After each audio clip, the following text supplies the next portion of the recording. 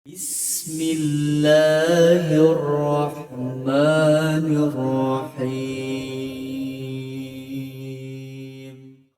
Assalamualaikum warahmatullahi wabarakatuh.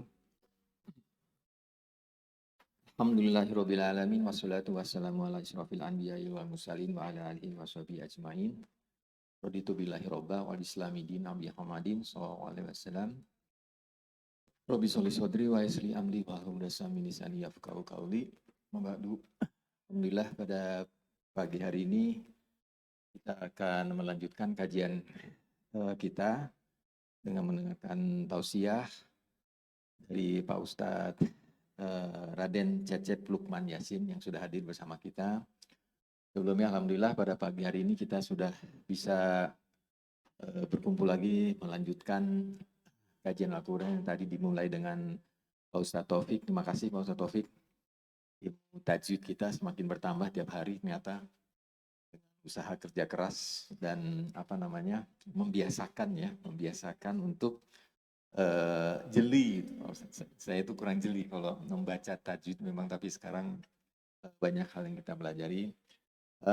Terima kasih yang juga sudah datang dari subuh meringankan kaki untuk hadir dan meramaikan masjid kita, Masjid Westol. Insya Allah mohon diajak teman-teman yang lain, ya, rekan-rekan yang lain untuk bisa meramaikan kegiatan di Masjid Westol ini setiap minggu yang rutin selalu kita adakan, mulai dari sholat subuh, kemudian kita belajar Al-Quran, baca tajwid bersama Pak Ustadz, kemudian Pak Ustadz Taufik, kemudian selalu kita lanjutkan dengan kajian tausiah yang rutin juga kita laksanakan, melanjutkan dari pembahasan hadis, atau juga membaca hal-hal atau juga mendengarkan kajian-kajian yang mungkin disediakan dari Pak Ustadznya. Insya Allah pada hari ini kita akan mendapatkan tausiah dari Pak Ustadz Reden. Ya, nanti akan disampaikan temanya oleh Pak Ustadz. Insya Allah kita mulai dari jam 8 kurang seperempat, mungkin nanti sampai sekitar jam 8.30 Pak Ustadz Cecep. Karena nanti kalau bisa ada sedikit tanya jawab seperti biasa 15 menit, jadi jam 8.45 mudah-mudahan kita sudah bisa selesai untuk kemudian kita ada silaturahmi bersama dengan makan pagi bersama di masjid. Demikian dari saya, insya Allah kepada Pak Ustadz Reden kami persilakan. Bismillahirrahmanirrahim. Assalamualaikum warahmatullahi wabarakatuh. Alhamdulillah wassalatu wassalamu ala Rasulillah wa ala alihi wa mawala. Asyhadu an la ilaha illallah wa asyhadu anna Muhammadan abduhu wa rasuluhu la nabiyya ba'da. Alhamdulillah kita masih bisa melangkahkan kaki untuk menjemput hidayah. Karena hidayah itu seperti bahasan minggu lalu itu dijemput, ya, tidak gratis. Dan ini salah satu cara kita untuk memperoleh hidayah dari Allah. Hidayah itu keimanan, iman yazid wa yanqus. Iman itu bisa turun, bisa naik. Semoga iman kita terus naik, ya.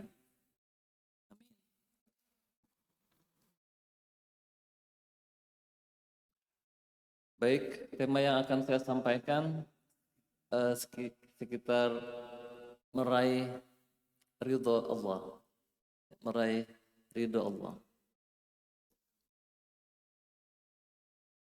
Ridho Allah itu bisa diraih oleh siapapun. Tentunya ridho Allah bisa diperoleh dengan amal, ya, amal baik kita, baik yang sifatnya obligatory, kewajiban, maupun yang voluntary, yang sunnah-sunnah. Misalnya ada hadis qudsi berbunyi, "Wa ma taqarraba ilayya 'abdi bi syai'in ahabba ilayya mimma aftaradtu 'alaihi wa ma yazalu 'abdi yataqarrabu ilayya bin nawafil hatta uhibbah." Jadi seorang hamba itu mendekat kepadaku dan kemudian aku cintai dia karena dia mengerjakan perbuatan-perbuatan yang fardu.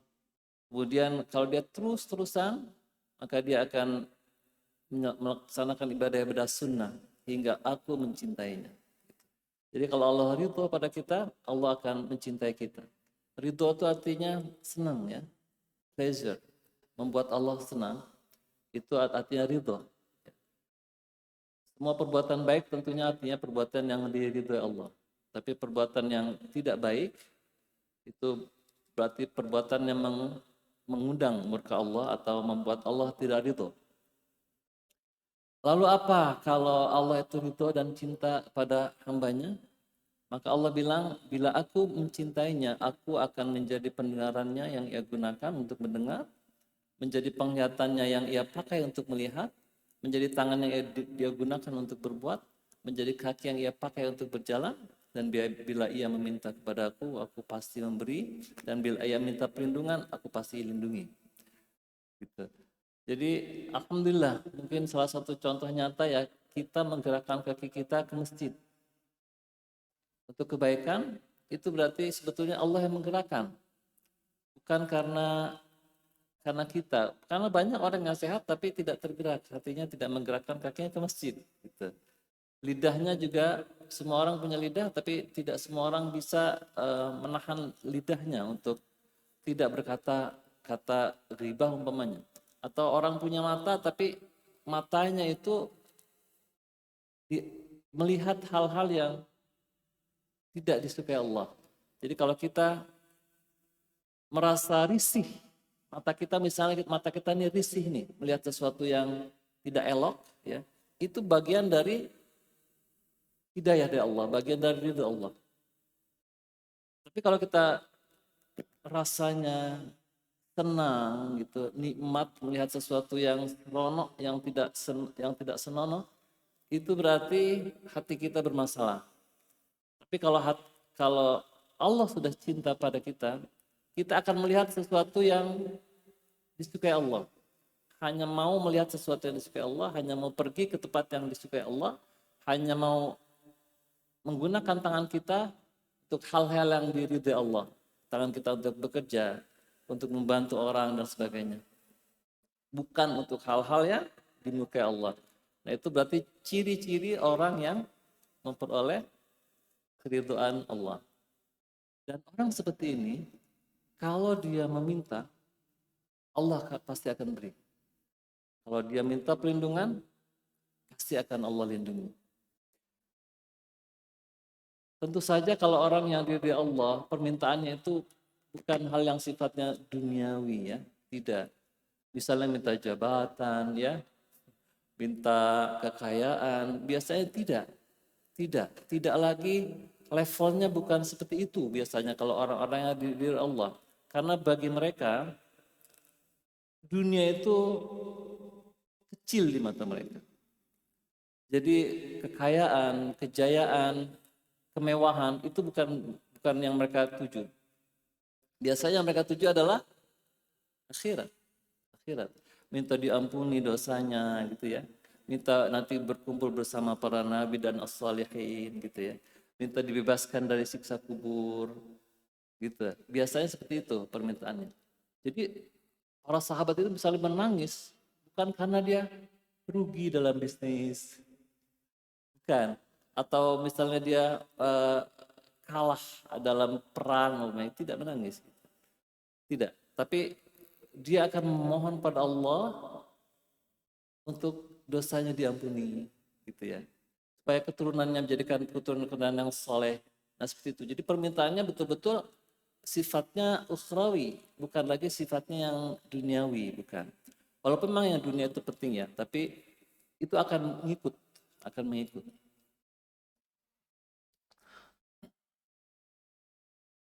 Suatu ketika Nabi SAW berjalan bersama Mu'adz bin Jabal. Mu'adz bin Jabal ini penghulunya para ulama pada masa Nabi. Ya. Dan beliau dikabarkan adalah penghulu para ulama di akhirat kelak. Gitu ya. Kan kalau Hasan Hussein, Sayyidu Syababil gitu. Jadi dia akan pemimpin para pemuda di akhirat itu nanti Hasan Hussein gitu ya. Nah kalau Mu'adz bin Jabal itu adalah elitnya ulama nanti di akhirat. Beliau memang selalu menemani Nabi. Selalu menemani Nabi. Ada banyak waktu bersama Nabi. Suatu ketika beliau Muhammad SAW berkata, "Ya Mu'adz." Kemudian Mu'adz bilang, "Labbaik ya Rasulullah." Tapi Rasulullah kemudian diam. Kemudian Nabi berkata lagi, "Ya Mu'adz." Labbaik ya Rasulullah. Rasulullah diam lagi. Kira-kira mau apa dari Rasulullah? Seperti saya bilang, "Hei, Pak Dadan."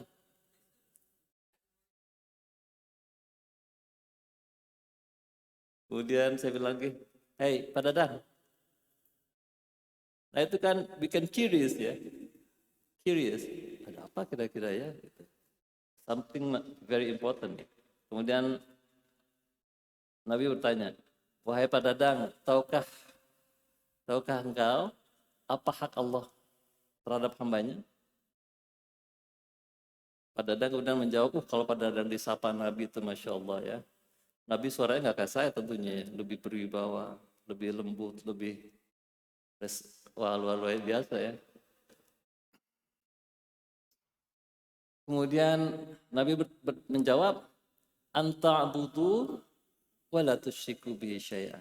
Hak hamba itu, hak Allah kepada hambanya itu, kita harus beribadah kepadanya dan tidak mensekutukannya. Itu hak Allah. Jadi kalau kita tidak melakukan itu, berarti kita tidak menunaikan hak Allah. Berarti kita zalim. Jadi orang-orang musyrik itu memang zalim. Musyrik, kafir, fasik itu zalim.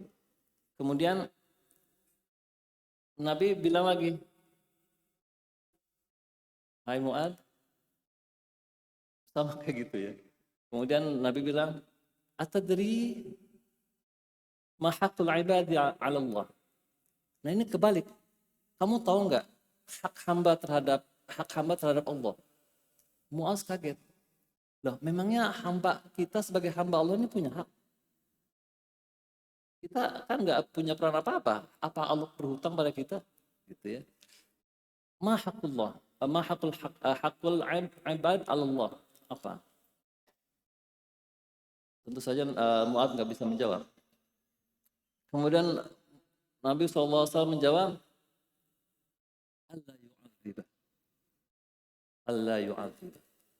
Bahwa hamba berhak untuk tidak dihukum, tidak dimasukkan ke neraka. Dia berhak. Artinya kalau punya hak berarti kita bisa minta.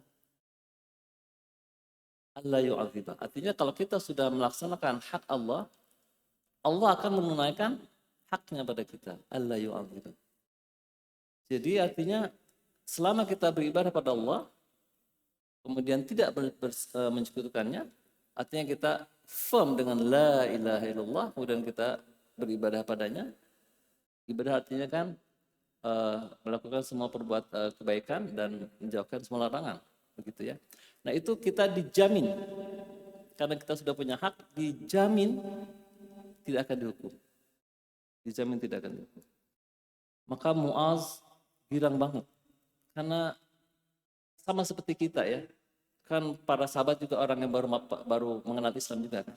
Jadi dia tidak tahu apa yang harus dilakukan. Nabi mengabarkan gitu, mereka sangat girang sekali. Kemudian Mu'adz bilang, "Afala ubashirun nas?" Apakah saya harus kasih tahu nih orang-orang nih? Ternyata artinya ternyata kita punya jaminan masuk surga. Kalau sekarang kita sudah tahu ya. Tapi zaman dulu kan belum tahu. Berarti kita punya jaminan masuk surga. Apakah saya kabarkan kepada orang-orang? Kemudian Nabi bilang apa? Jangan dulu. Dari nas ya fa'alun. Biarkan orang itu pada berusaha keras untuk mencapai level yang tertinggi. Karena inna fil jannah mi'ata darajah. Di surga itu levelnya ada ratusan level. Jadi ada yang tertinggi itu Firdaus al-A'la, yang bawah mungkin saya nggak tahu apa ya. Jadi levelnya macam-macam. Nah jadi maksud Nabi SAW itu, tenang umatku, bahwa umatku itu semuanya masuk surga, kullukum yadkhulul jannah illa man aba, kecuali yang nggak mau kan. Tapi Rasulullah SAW ingin kita semua masuk ke yang paling tinggi. Gitu. Inginnya semuanya masuk ke Jannatul Firdaus. Jadi biarkan orang itu pada berusaha exert every effort, berusaha sungguh-sungguh biar dia nanti tinggi surganya. Nah, seperti itu. Dan memang hadis ini dikeluarkan oleh Muaz, disampaikan ketika beliau sudah in his deathbed, ketika sudah mau sakaratul maut terakhir, baru diucapkan setelah beliau ingin meninggal. Dia bilang, saya mendapat pesan dari Nabi supaya jangan disampaikan dulu, tapi ini harus saya sampaikan di akhir hayat saya supaya saya menyampaikan semua apa yang saya tahu tentang Islam gitu ya. Tapi kita sekarang sudah tahu lebih awal. Bagus. Itu kan untuk para sahabat yang awal-awal ya. Karena kalau memang diberitahu, itu mereka akan gimana ya? Kayak malas gitu. Basisnya harus kuat orang-orang Islam masa lalu ya. Jadi harus betul-betul berjuang. Berarti ngapain berjuang? Yang penting saya la ilaha illallah, enggak usah jihad, saya masuk surga. Tapi kan harus jihad menegakkan agama saat itu ya. Kalau sekarang sudah establish Islam. Gitu.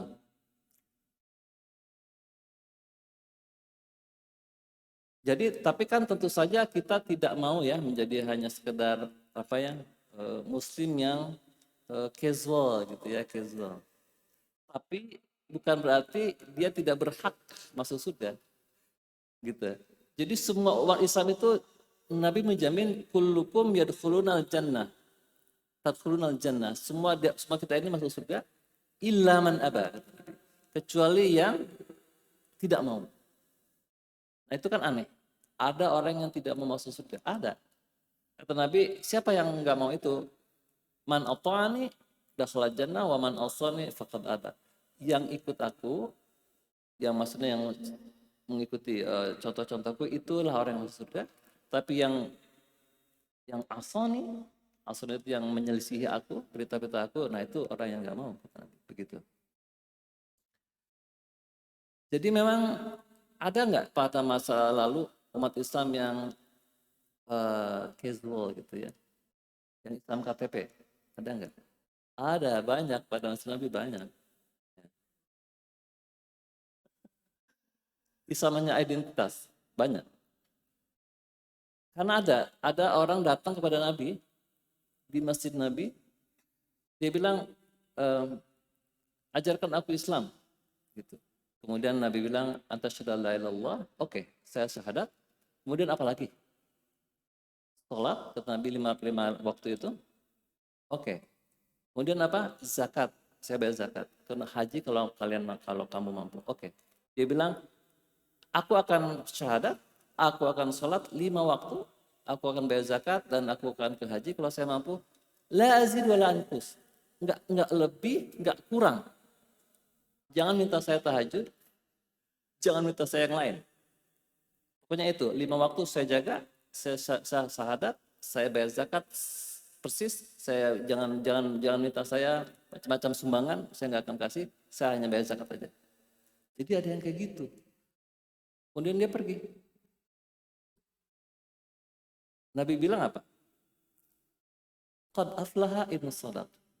Dia akan masuk surga, dia akan selamat kalau memang dia benar. Dia melakukan apa yang saya perintahkan. That's it. Jadi terkadang kita ini sekarang ya, itu kok suka mempersulit diri gitu. Kalau nggak jenggotannya panjang, kalau nggak begini, nggak begitu, bukan umat Nabi gitu. Waduh, apalagi kalau nggak ikut partai saya, kalau nggak milih A, nggak milih B, itu berarti pengkhianat. Wah, gitu kan. Jadi kita mengkotak-kotakan kita sendiri. Padahal Nabi itu nggak begitu, nggak begitu. Ya, jadi memang semua orang itu berhak masuk surga sesuai dengan levelnya. Ya, ada yang fasih baca Qurannya gitu kan ya, ada yang masih tersandung-sandung. Semuanya yang dinilai adalah apanya? Upayanya, toh. Upayanya, upayanya, upayanya yang dinilai. Orang kaya dengan orang miskin berhak dua-duanya masuk surga, berhak. Tapi coba kalau umpamanya ya, Allah bilang kamu baru masuk surga kalau bisa berdonasi 1 M. Kasihan orang yang nggak punya, gitu ya. Tidak. Jadi diukur berdasarkan kapasitas yang dia miliki. Diukur berdasarkan kapasitas yang dia miliki. Orang miskin sumbangan 100.000 itu sudah gede. Orang kaya bagi dia it's a peanuts, gitu ya. Oh, harusnya ya 1 juta misalnya. Student kan $20 aja udah bagus, bisa nyumbang $20 gitu ya. Padahal nggak boleh $20. Gitu. Iya, harus 200 minimal. Nah, gitu. Ya. Ya kayak gitu. Seorang pemimpin tentunya beda dengan kita rakyat. Cara dia ya ya student dengan citizen juga beda. Nah, kayak gitu. Jadi artinya memang sesuai dengan kadar, sesuai dengan kadarnya. Orang yang baru masuk Islam, ya jangan dituntut banyak-banyak gitu. Dia harus A, B, C, D, enggak. Jadi memang sesuai dengan latar belakang. Seperti tadi itu, Abu Bakar tentunya beda dengan orang yang tadi orang-orang Baduy itu ya.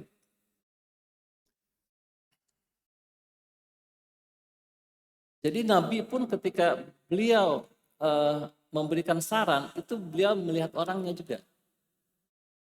Misalnya ada sahabat beliau namanya Rabi'ah ibn Ka'ab al-Aslami.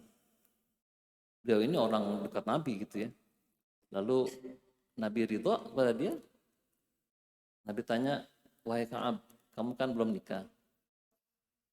Kamu belum punya rumah gitu kira-kira ya. Kamu ikut aku terus gitu. Kamu mau apa? Gajimu dinaikin kah gitu ya. Udah lama beliau pelayan Nabi. Pelayan Nabi kan banyak ya. Di antaranya ini Ka'ab. Lalu Ka'ab bilang apa coba? Apa dia ingin nikah gitu? Saya nih tolong cariin muslimah gitu ya. Atau saya minta rumah gitu misalnya. Enggak, ternyata tidak. Dia minta apa? Itu tadi seperti saya awal tadi. Orang yang sudah dicintai Allah dan mencintai Allah, itu permintaannya tidak ada, bukan dunia lagi gitu. Walaupun memang itu penting ya. Apa yang beliau minta? Yang dia minta adalah, aku ingin bersama engkau di surga. Selama ini aku di sini di dunia melayani engkau, dan aku pun nanti ingin di surga bersama engkau. Luar biasa ya. Kayak gitu. Nah, Nabi jawabnya beda. Ada orang ya, sama-sama, padahal Nabi kan bisa bilang aja, anta ma'aman ahbabta, betul ya? Anta ma'aman ahbabta. Nabi pernah menjawab kayak gitu, ketika ada seseorang datang pada Nabi, wahai Nabi, ibadahku ini sedikit sekali. Aku khawatir, nanti aku di akhirat gak bisa bertemu dengan engkau. Gitu. Aku nggak bisa bertemu dengan engkau. Engkau di mana gitu, aku di mana. Aku di dunia aja katanya. Kalau nggak ketemu engkau sehari gitu, aku kangennya minta ampun. Ada sahabat kayak gitu. Tapi aku ini cuma manusia biasa yang mungkin banyak salah, nggak seperti engkau. Kayaknya nanti level aku juga jauh. Aku entah gimana. Kalau harus berpisah jauh dari engkau gitu kira-kira ya. Itu genuine, itu pernyataan genuine. Orang dulu kan nggak banyak nasihat ya, nggak kayak orang sekarang. Begitu, dia menyampaikan hatinya ya. Nah, apa Nabi bilang? Nabi bilang, anta ma'aman ahbabta. Engkau nanti akan bersama orang yang engkau cintai. Ya. Nabi nggak menutup macam-macam sama orang itu. Tapi kepada Ka'am ini lain. Nabi nggak bilang, anta ma'aman ahbabta. Enggak. Nabi bilang, fa'a'inni ala nafsika bikasratis sujud. Bantu aku untuk membantumu, gitu. Bantu aku untuk membantumu dengan memperbanyak sujud. Artinya apa? Dengan memperbanyak salat. Jadi salatlah yang banyak, nanti bisa itu diwujudkan, aku bantu gitu kata Nabi. Nah, seperti itu. Jadi memang sesuai dengan apa? Dengan karakter kita. Karena ada orang yang senang ke masjid, gitu ya.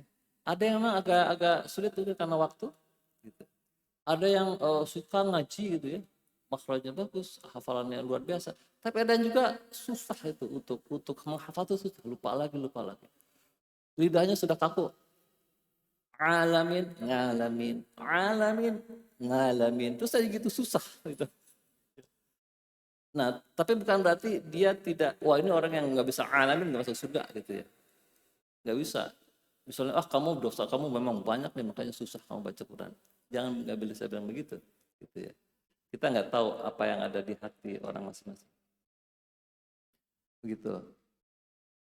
Nah, lalu itu tadi yang casual, Muslim casual. Bahasa Nabi ada nggak? Ada. Zaman sekarang ada juga banyak mungkin ya. Tapi Muslim juga. Nah, apakah ada yang ekstrim? Bahasa Nabi. Jadi mencari ridho Allah itu ekstrim gitu loh. Ekstrim banget. Ada. Bahkan dikabarkan ada 3 sahabat, di antaranya Abdullah bin Amr bin As, lalu ada Mikdad, satu lagi saya lupa. Dia datang kepada Aisyah nanya, ibadah Nabi kayak apa sih gitu ya. Diceritakanlah Nabi ya sholat, puasa, ya kalau puasa sampai sekian gitu. Tahajud begini-begini diceritakan. Mereka bilang apa? Ya aku bisa lebih dari itu deh. Bisa lebih dari itu. Itu kan Nabi ya katanya, kalau Nabi mah ya sholat misalnya puasanya Senin Kemis cukup bagi Nabi karena Nabi kan diampuni jadi nggak masalah. Kalau kita ini kan banyak dosa berarti kita harus lebih banyak lagi. Berarti kita juga baca Qurannya harus lebih banyak lagi supaya bisa kayak Nabi gitu. Akhirnya tuh orang-orang itu, saya akan puasa sepanjang hari, setiap hari, saya tidak akan nikah, dan saya akan tahajud sepanjang hari, sepanjang malam. Gitu. Nah, Nabi tahu itu, lalu Nabi bilang, ana attaqum, saya yang paling takwa pada Allah, saya yang paling kenal Allah, saya paling bagus relasinya dengan Allah, saya puasa, saya berbuka. Saya juga tahajud, saya juga intimate relationship with my wife gitu kan. Tahajud juga iya, ya, dengan istri juga iya campur gitu. Saya puasa, saya berbuka begitu. Jadi artinya ada yang missing dalam pengamalan 3 orang sahabat ini, gitu ya. Jadi relasi dengan Allah itu tidak perlu kayak begitu amat, gitu. Tapi kita bisa mengkonvert semua aktivitas duniawi menjadi hal yang sifatnya ukhrawi, begitu. Jadi kita misalnya bikin komunitas, lalu bikin event, lalu ada yang macam-macam tugasnya, itu pun bagian dari beribadah. Gitu. Jadi tidak perlu harus menghilangkan sisi-sisi kemanusiaan. Ya. Akan-akan Tuhan tuh hanya bisa disembah melewat ritual.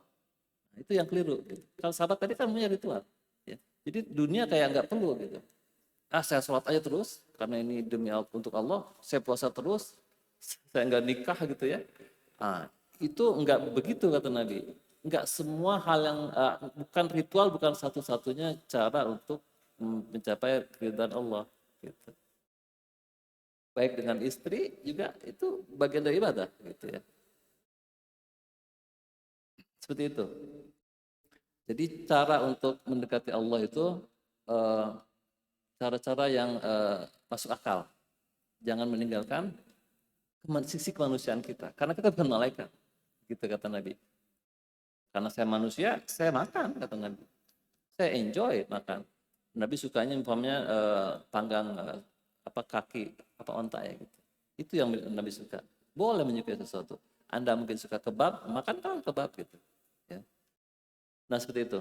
Nabi juga nikah sama untuk memenuhi sisi kemanusiaan beliau. Nabi juga menikah. Seperti itu. Nabi juga berdagang, mencari penghidupan, dan selanjutnya. Nah, bahkan jadi jangan sampai kita tuh push ourselves beyond our nature gitu ya. Jangan. Kayak para monk gitu kan, saya dengar kalau monk itu kan tinggal di mana tuh temple gitu, terus kayak celibate gitu ya, nggak menikah. Nah itu sudah nggak beres itu. Monastery itu nggak bisa seperti itu. Karena kita bukan malaikat, kita butuh punya syahwat, punya kebutuhan fisik juga, ya, yang harus kita penuhi, dan itu bagian dari ibadah. Karena kita diamanatkan badan kita ini dijaga, itu dijaga. Kita punya tanggung jawab juga, istri dengan anak macam-macam. Jadi jangan seperti sahabat Abdullah bin Amr bin As ini. Contohnya itu lagi ya. Jadi beliau tuh pernah nikah, lalu biasa kalau yang belum nikah, yang sudah nikah sudah tahu. Malam pertama itu kan kita disunahkan sholat bersama gitu ya, 2 rakaat ya. Ya malam pertama nggak usah panjang-panjang, mestinya kan bacanya kulhu gitu, karena we should perform ya. Nah tapi Abdullah bin Umar bin As ini dia baca Quran, yang hafalan dia baca semua semalaman itu, berlarut-larut begitu. Hari kedua juga begitu, hari ketiga begitu. Sehingga kemudian ditanyalah oleh mertuanya Amr bin As ini kepada menantunya. Gimana Amr bin As? Nah, istrinya bilang apa? Wa khairu abid. Dia adalah good worshipper. Good worshipper. Ahli ibadah. Tapi bukan bilang suami buruk atau suami yang baik, enggak. Ahli ibadah katanya. Akhirnya beritahu kepada Nabi, jangan kayak gitu katanya. Kamu harus tunaikan juga hak istri, gitu ya. Dan Nabi bilang, kamu menunaikan hajat itu pada istrimu, itu ibadah. Heran sahabat itu. Loh, kok bisa katanya? Kan kita coba berasik masuk itu, kok bisa ibadah? Iyalah kata Nabi, coba kalau kamu menunaikannya kepada yang haram. Jadi haram itu kata Nabi. Oh, jadi ngertilah sahabat. Jadi kita paham ya. Sahabat juga sama. Kalau baru masuk Islam, ya perlu proses untuk tahu gitu. Jadi jangan dikira sahabat itu tiba-tiba langsung aja gitu, paham semua Islam. Enggak. Belajar dia. Belajar juga, tanya-tanya juga. Makanya kan banyak di Quran, yas'alunaka. Nanya mereka, nanya. Ketika kemarin pembahasan tawakal juga nanya. Wahai Nabi, saya ini, unta ini saya ikat apa enggak nih? Gitu kan. Kata Nabi, ikat dulu baru tawakal.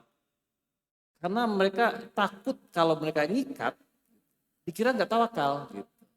Dikira nggak tahu, oh kan katanya harus percaya pada Allah. Kalau saya ikat, saya takut ketawakalan saya tercemar. Kata Nabi, enggak.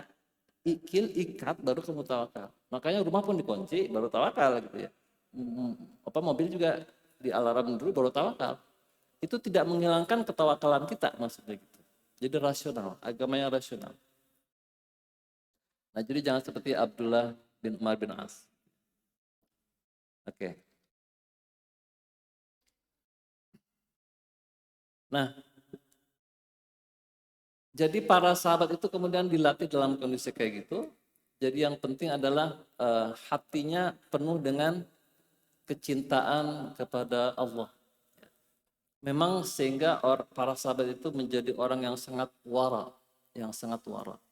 Wara itu apa ya? Menjaga hal-hal yang kemaksiatan.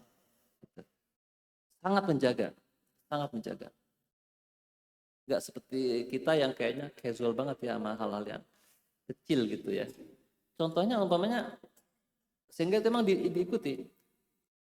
Seperti Umar bin Khattab pernah banyak riwayat yang menyebutkan ya, dia kan sering sekarang itu belusukan melihat rakyatnya gitu ya.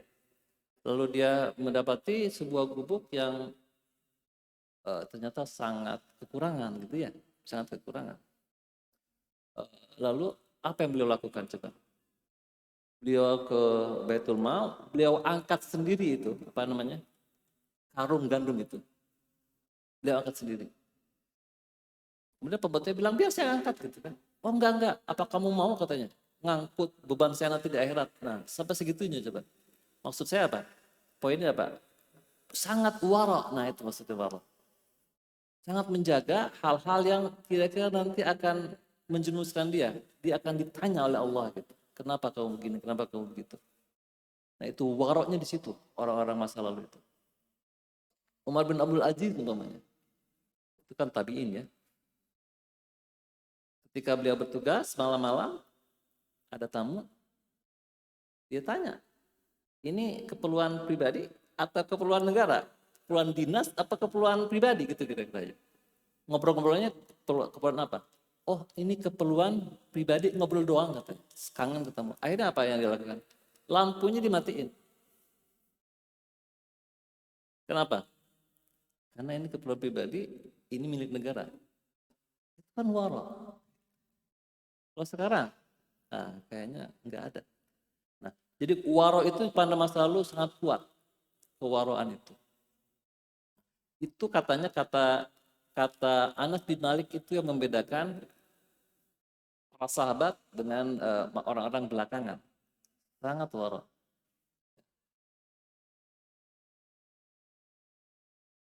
Orang sekarang gimana? Orang sekarang banyak yang dikerjakan.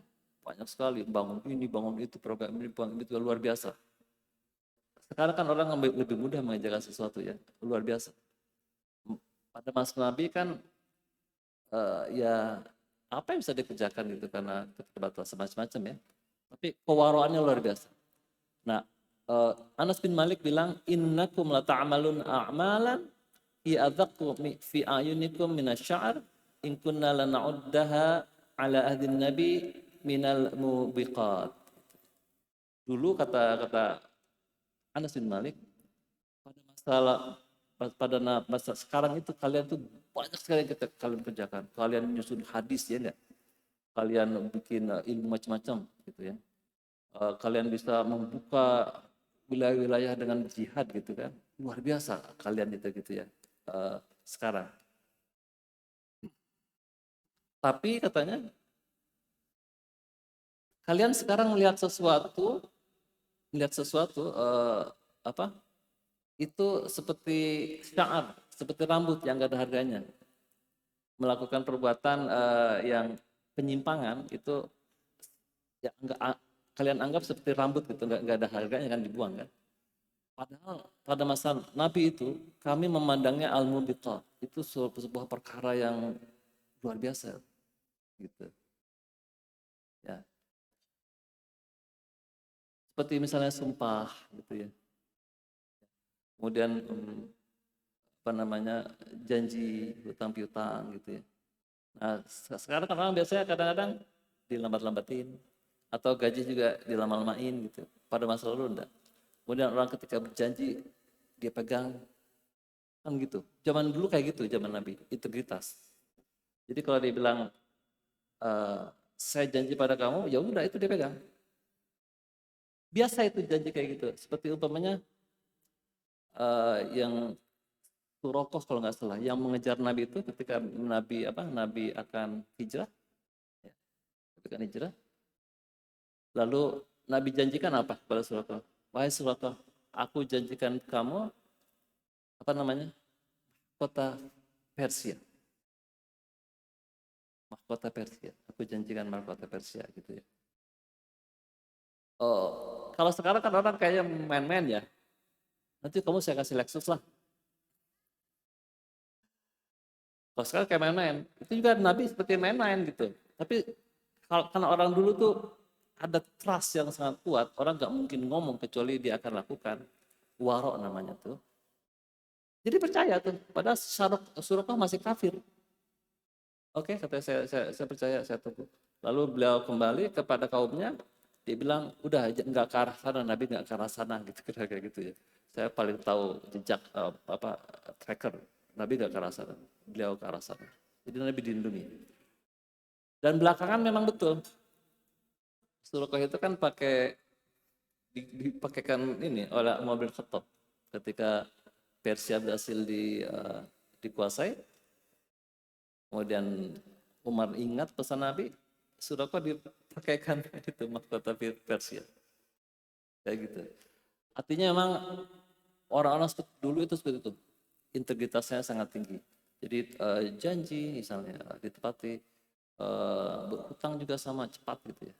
Sehingga kan zaman dulu nggak ada hitam di atas putih, kan nggak ada. Nggak ada, jual beli itu begitu aja gitu. Ya. Cukup saksi 2, that's it, selesai. Kalau sekarang, wah Anda harus pakai macam-macam lawyer, notaris macam-macam tuh. Nah, kayak gitu. Itu bedanya masa lalu dengan masa sekarang. Contohnya lagi, betapa orang memegang janji, kewaroannya. Itu juga kalau nggak salah Mu'adz, lalu ada Umar, ada orang yang terbunuh. Ya. Ada orang terbunuh, lalu di lokasi itu kemudian ada orang yang wrong time in the wrong place gitu ya. Wrong time in the wrong place. Orang itu terbunuh, lalu orang menyaksikan si A ini ada di tempat itu. Akhirnya dialah yang kena kan. Ya. Dia kemudian mau dikisos dong, karena dia nggak bisa melakukan pembelaan, nggak ada saksi yang menguntungkan dia tuh. Justru saksinya memberatkan dia. Dia mau dikisos, tapi dia bilang, tolong saya sedang punya amanah, saya kesini untuk dagang, banyak barang dagangan orang yang harus saya selesaikan, uangnya harus saya, kira-kira ya. Kira-kira kalau sekarang gimana tuh? Itu saja orang nggak percaya ya.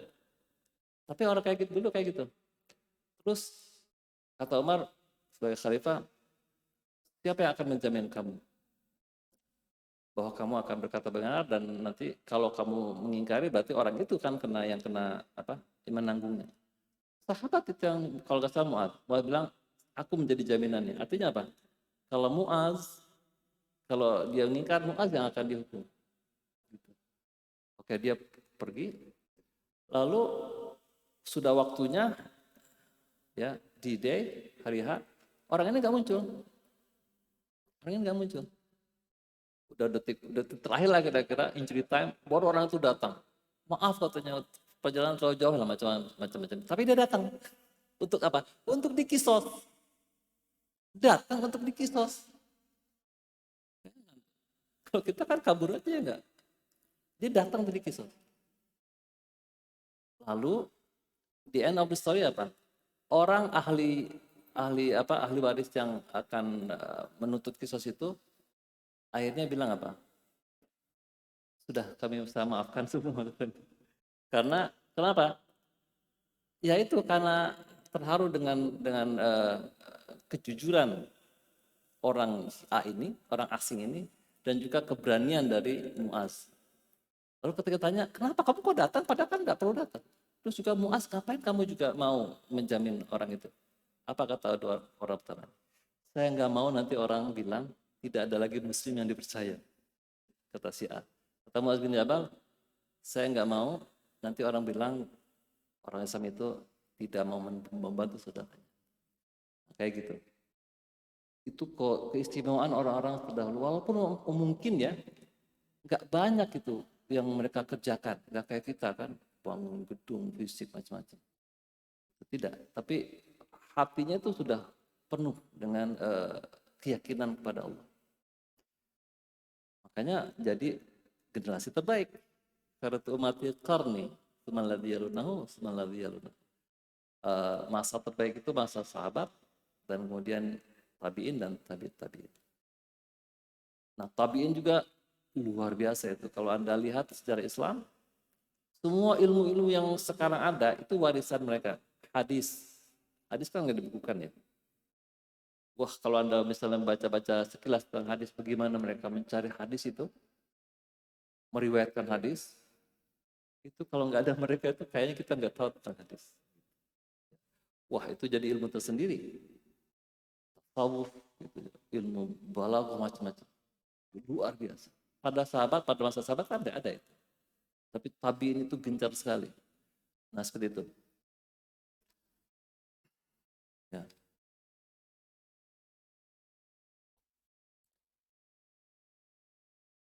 Kemudian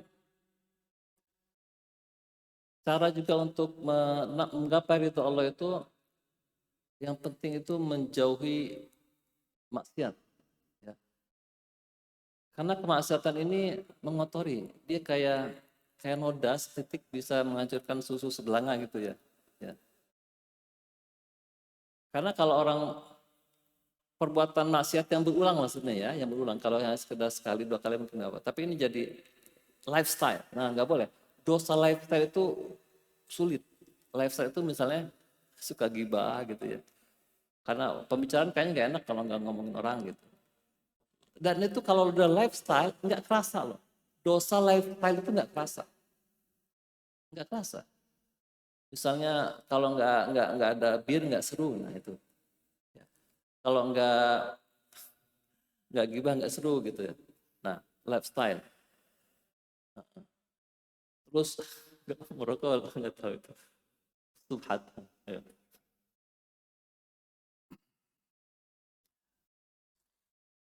Nah, kalau terlalu sering ya, terlalu sering begitu, atau suka mencemooh gitu ya, merasa mungkin status sosial lebih tinggi, merendahkan orang lain, nah itu. Atau nggak peduli sama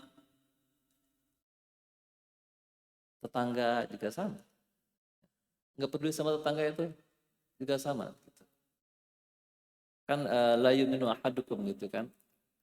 Nggak beriman kalau kamu tidak memperhatikan saudaramu. Ada kasus ya, banyak kasus Nabi bilang. Jadi ada orang ahli ibadah, tapi dia suka ini tajam lidahnya pada tetangganya. Itu Allah nggak peduli dengan ibadah. Itu jadi hangus karena kesombongan. Ada pada masa Bani Israel, ada orang ahli ibadah, tapi dia tidak mengurus kucingnya, juga sama masuk neraka. Wa finnar. Gitu. Jadi Allah itu sebetulnya tidak ingin ritual kita ternyata. Nggak hanya ingin ritual kita, tapi menjadi manusia yang rahman, yang menyebarkan kebaikan. Gitu. Dan kalau orang memang suka kabair ya, kabair itu di atas sombong, nah itu sulit untuk masuk surga. La yadkhulul jannah, Nabi bilang la yadkhulul jannah, enggak akan masuk surga seseorang mangkana fi qalbihi, yang kalau di hatinya ada mithqala dzarrah minal kibr, ada sedikit kibr. Kibr itu apa? Sombong. Sombong itu apa definisinya? Sombong, definisinya apa sombong? Ada yang tahu? Ya. Ghamtun nas wa batalul haq. Dia suka merendahkan orang lain dan dia batalul haq, suka menolak kebenaran. Kalau kita disampaikan kebenaran, dia nggak dengar. Itu sombong. Kiber yang membuat kita tidak bisa masuk surga. Nah, jadi kalau ada sedikit kesombongan itu, kalau ada tindakan kita yang bersumber dari kesombongan, itu berbahaya. Gitu. Makanya orang suka mungkin karena dia merasa lebih baik, kata Pak Iman ini, kan rendahkan orang gitu ya. Itu tidak baik.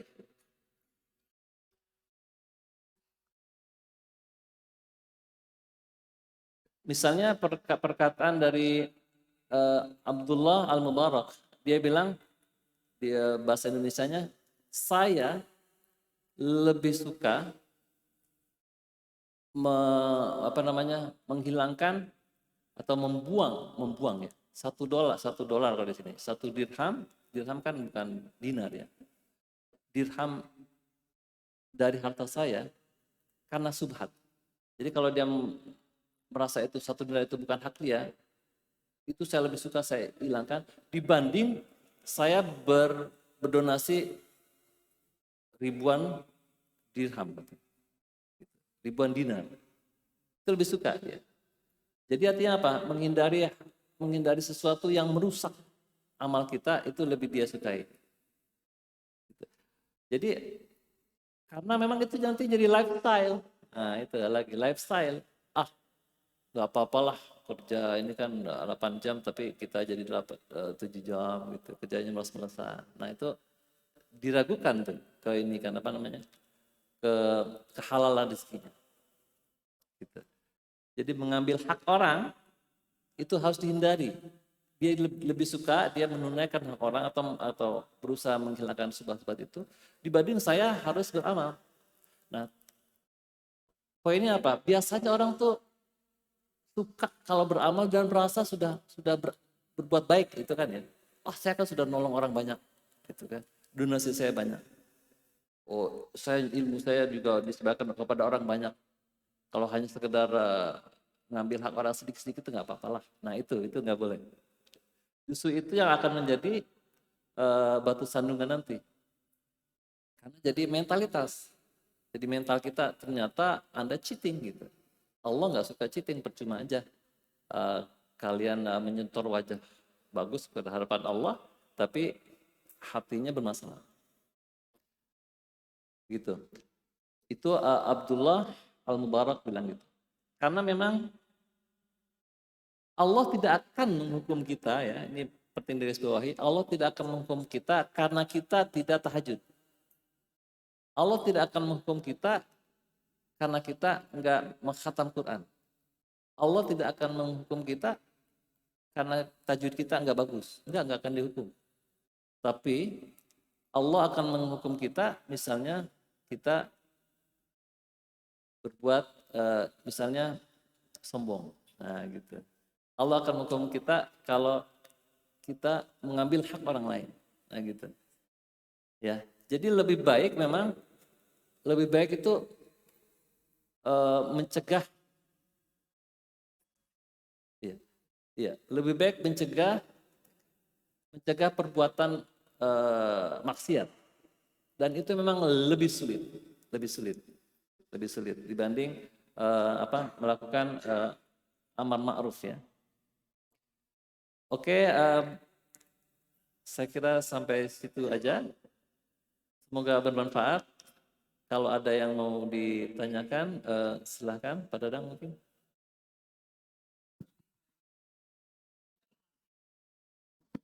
Oh, lah.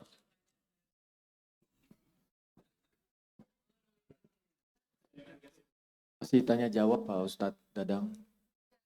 Tanya jawabnya bisa 45 menit Pak Dadang. Insya Allah 1 jam kalau banyak pertanyaan. Ya, Bapak Ibu, alhamdulillah tadi sudah disampaikan tausiah pada pagi ini. Bagaimana kita melakukan mementingkan suatu pekerjaan yang memang ukhrawi tadi ya, saya garis bawahi dunia dan akhirat. Dan itu harus kita lakukan dengan usaha ya Pak Ustadz. Dan juga bagaimana kita meninggalkan sesuatu yang menjerumuskan tadi, kata-katanya penting tuh Pak Ustadz ya, meninggalkan kata-kata sesuatu yang menjerumuskan. Nah, insya Allah masih ada waktu. Tadi Pak Presiden Dadang menyampaikan masih ada banyak waktu buat kita bisa tanya jawab. Untuk Bapak Ibu yang ingin bertanya, ya Pak Widodo, silakan. Ibu-ibu juga jika ada yang ingin bertanya, dipersilakan nanti. Bismillahirrahmanirrahim. Assalamualaikum warahmatullahi wabarakatuh. Terima kasih Pak Cecep atas remindernya. Yang tadi saya menekankan masalah integritas ya, masalah kejujuran, sehingga nilai Islam itu bisa dijaga. Bahkan ada orang yang datang mengaku kesalahannya supaya nama Islam tidak rusak, bahwa masih ada orang jujur. Nah sekarang kalau kita lihat dalam mungkin di Indonesia ya, orang mungkin sekarang lebih concern masalah benar atau salah ketimbang baik atau buruk. Jadi misalnya orang takut berbuat salah meskipun menutupi dengan kebohongan. Jadi misalkan dia melakukan kesalahan tapi malu untuk mengakui kesalahan, lalu dia berbohong. Padahal kan nilai berbohong itu jauh lebih buruk ketimbang mengaku kesalahan. Kalau salah ya salah ya. Sekarang mungkin pertanyaannya apakah memang ada kontribusi dari kita bagaimana kita mendidik anak-anak kita gitu ya. Contohnya di sekolah gitu. Kalau di sekolah kan kalau anak ditanya sama guru jawabannya salah tuh teman-teman nyorakin gitu, gitu. Malu gitu, oh bego lu dan sebagainya gitu. Sehingga tidak ada encouragement untuk orang ya soal benar atau salah itu kedua, tapi yang penting berkata jujur ya. Itu kan yang paling mahal. Dan tadi juga ditekankan bahwa kalau salah memang ada ininya gitu ya. Padahal mendidik orang untuk bisa benar dari yang salah itu kan sebetulnya tidak perlu waktu lama. Tapi mendidik orang yang buruk menjadi baik itu kan perlu puluhan tahun ya, karena itu apa namanya proses yang panjang. Nah, sekarang apakah memang sistem pendidikan kita tidak mengakomodasi untuk pembentukan kualitas orang yang baik, tapi lebih menekankan membentuk orang yang bisa melakukan sesuatu dengan benar dan tidak salah gitu loh. Apalagi mungkin kalau kita lihat misalkan even di pesantren ya, salah satu mata pelajaran kan lebih fikih itu kan sangat-sangat ini kan ya, ditekankan sekali ya. Misal kalau dari matan Abu Suja lah, terus mungkin Fathul Qorib dan sebagainya kan benar salahnya gimana. Tapi mendidik itu mungkin lebih pada interaksi keseharian, tapi tidak tersistematis gitu ya. Tidak ada encouragement orang untuk tidak apa-apa kamu belum bisa benar, yang penting kamu jujur, yang penting kamu dan tidak di-encourage atau tidak diapresiasi orang yang salah. Misalkan saya lupa Bu nggak bawa PR gitu kan, dan dia supaya tidak disalahkan dia berbohong gitu. Wah kemarin saya sakit gitu. Ada sebaik ketimbang dia maaf Bu saya belum mengerjakan karena gini-gini.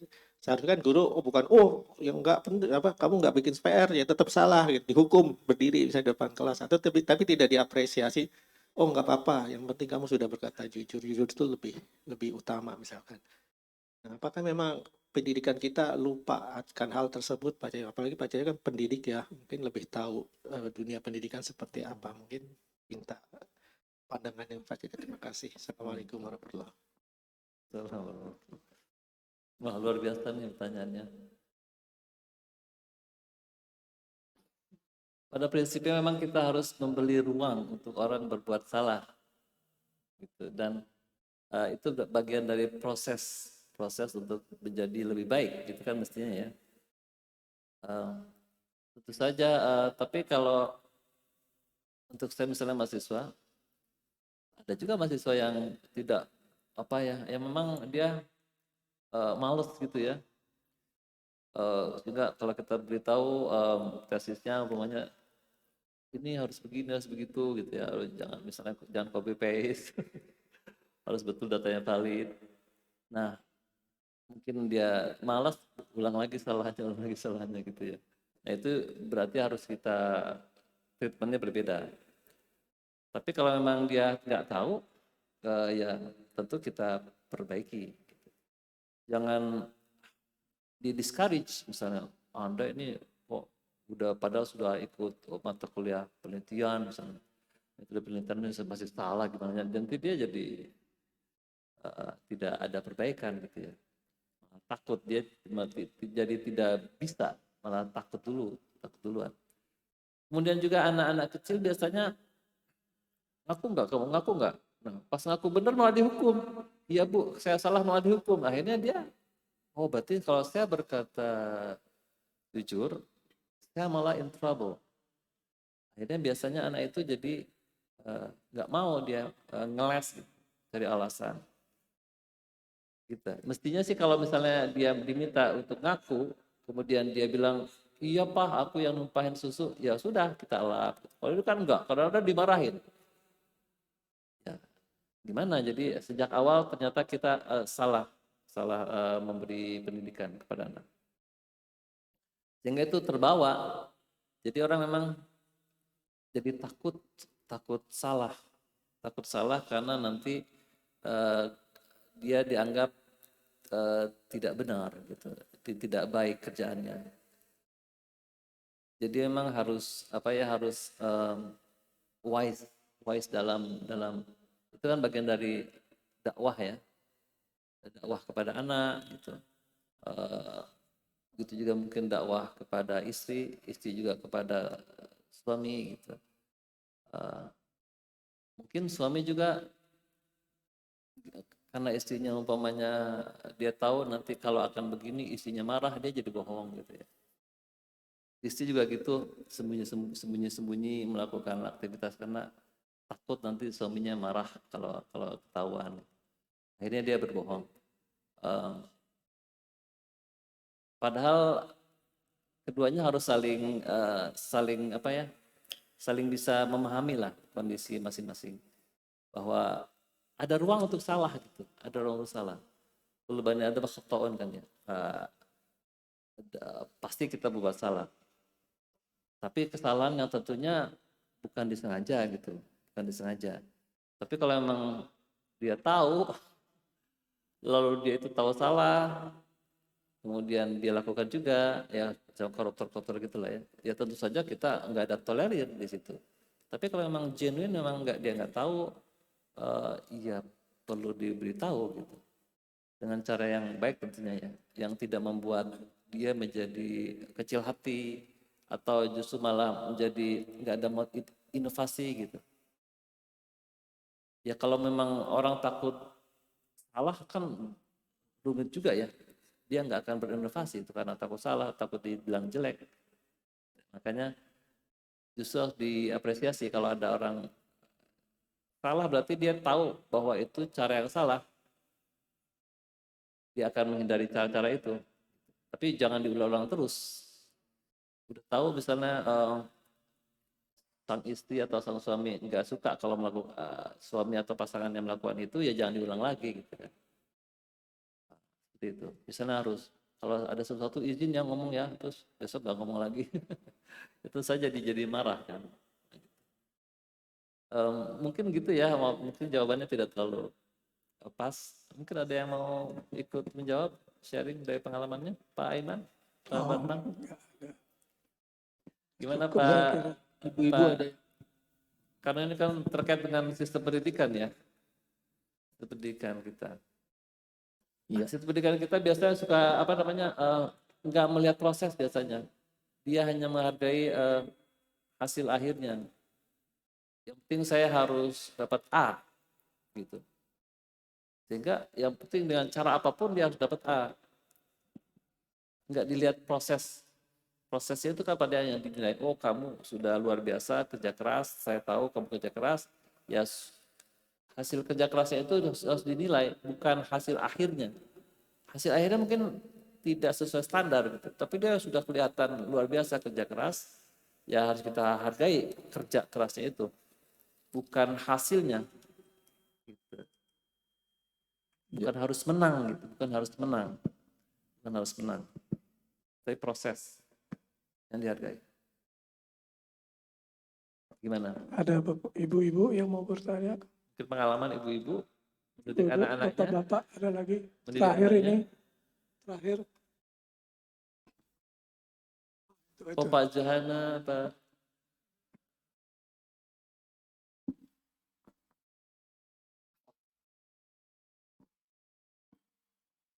Bismillahirrahmanirrahim. Assalamualaikum warahmatullahi wabarakatuh. Waalaikumsalam.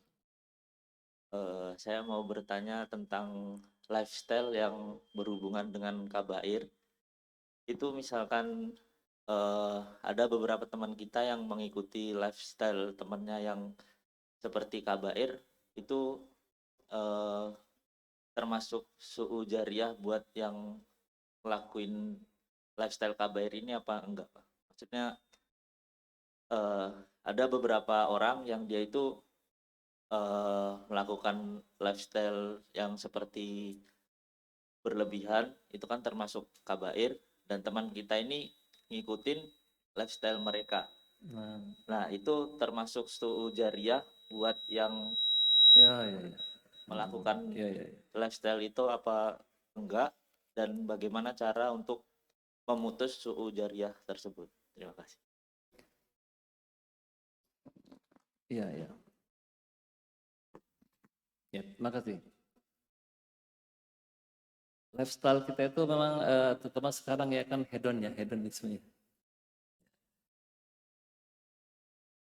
Umpamanya yang mungkin mudah ya, itu kita suka apa namanya?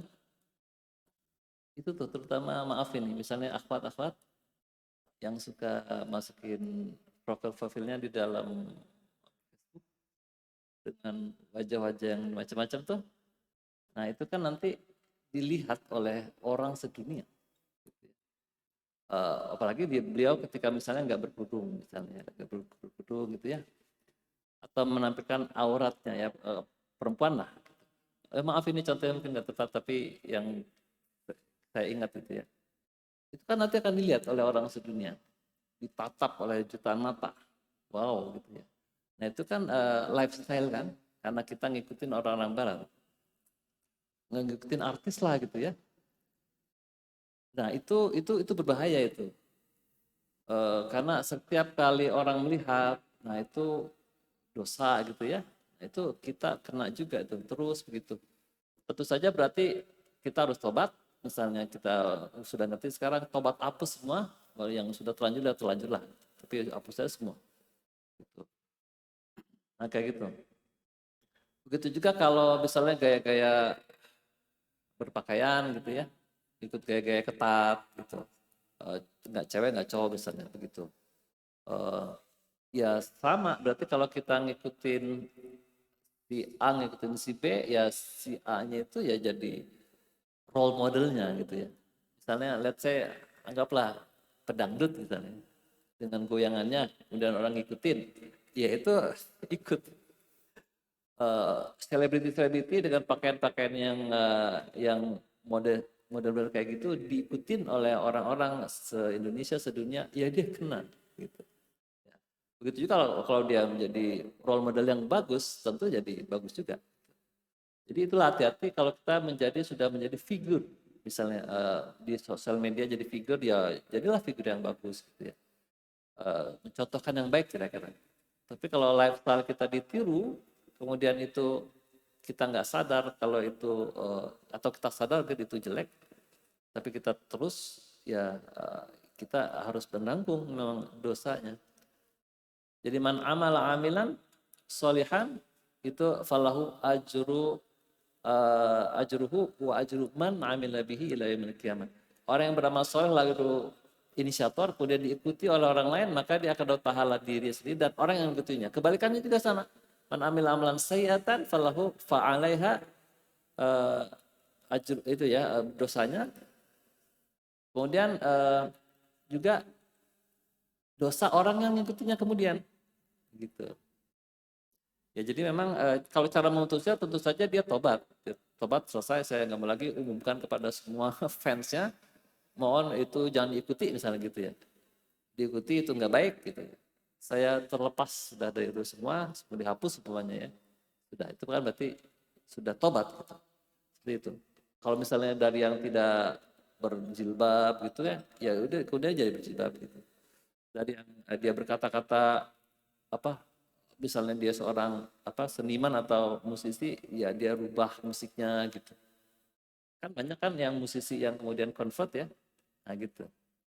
Seperti itu. Jadi tobat, intinya tobat, tidak mengulangi lagi dan menganjurkan orang untuk juga ikut sama-sama berhenti. Saya kira Tuhan Maha Pengampun ya. Insya Allah itu diampuni. Dan kalau orang tobat itu luar biasa.